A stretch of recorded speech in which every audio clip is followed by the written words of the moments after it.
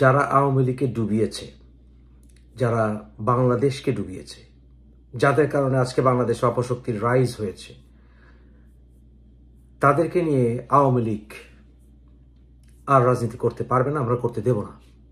সোজা কথা বলছি, দেব না। তাদেরকে নিয়ে যদি আওয়ামী লীগ আবার নির্বাচনে যেতে চায়, বাংলাদেশে নির্বাচন করতে চায় বা বাংলাদেশের রাজনীতি করতে চায়, তাদেরকে রাজনীতি করতে দেওয়া হবে না। Straight forward.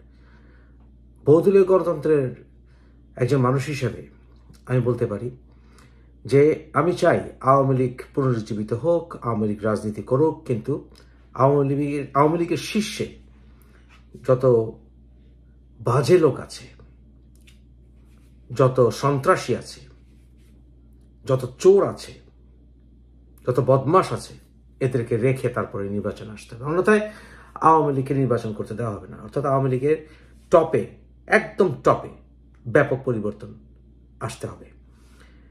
এখনো অনেককে দেখা যাচ্ছে যারা কিনা আগের সেই শয়তান, তারা এখনো আওয়ামী লীগের সাথে জড়িত এবং তারা বিভিন্নভাবে তাদের দোষদেরকে আবার আওয়ামী লীগে স্থান করানোর জন্য চেষ্টা করে যাচ্ছে। এটা হতে দেওয়া যাবে না।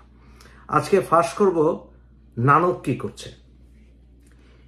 এই নানক বর্তমানে কোথায়? বর্তমানে সে কলকাতায়। সে আকাঙ্ক্ষা মোড়ের আকাঙ্ক্ষা টাওয়ারে 8 তলায় অফিস খুলেছে।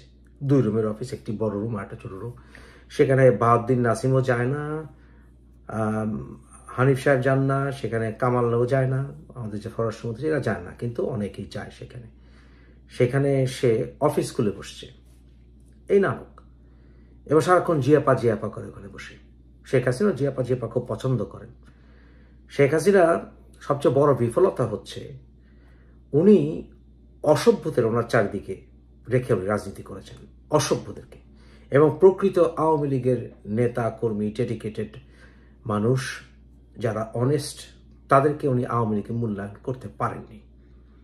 এ বিষয়ে আরেকদিন কথা বলবো। তবে আজকে নানক নিয়ে কথা বলছি।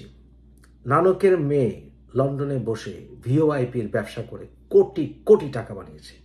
এই নানকের মেয়ে আরেকজনের হাজবেন্ডকে ভাগিয়ে নিয়ে গিয়ে এখন তার সাথে সে এখন সংসার করে এবং এই লোককে তার ফেলে আসা সন্তানদের কোনো খোঁজ খবর রাখতে দেয় না।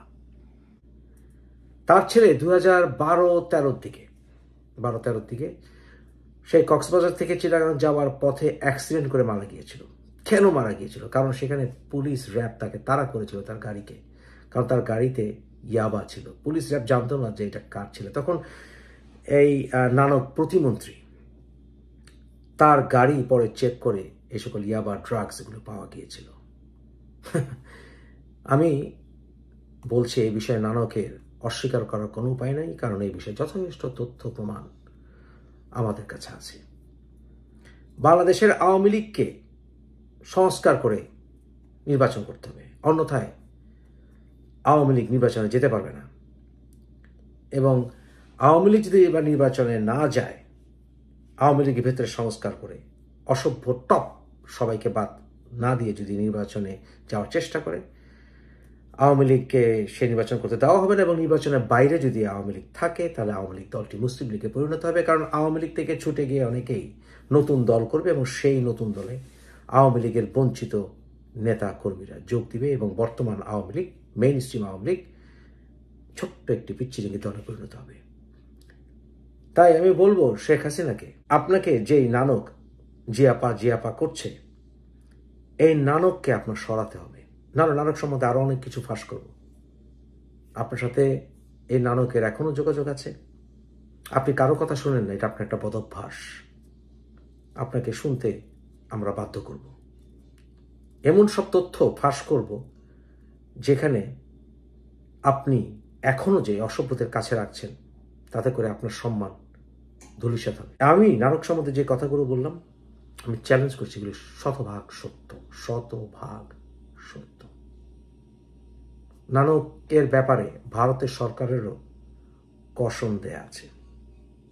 হি is also under serious surveillance by the Indian government. এই Nanak, he has no political future, 0. এর থেকে আওয়ামী লীগ যত দূরে থাকবে, আওয়ামী লীগের মঙ্গল, আওয়ামী লীগ কর্মীদের মঙ্গল, বঞ্চিত কর্মীদের মঙ্গল, যারা যথেষ্ট সাফার করছে এই সকল অসভ্য নেতাদের জন্য।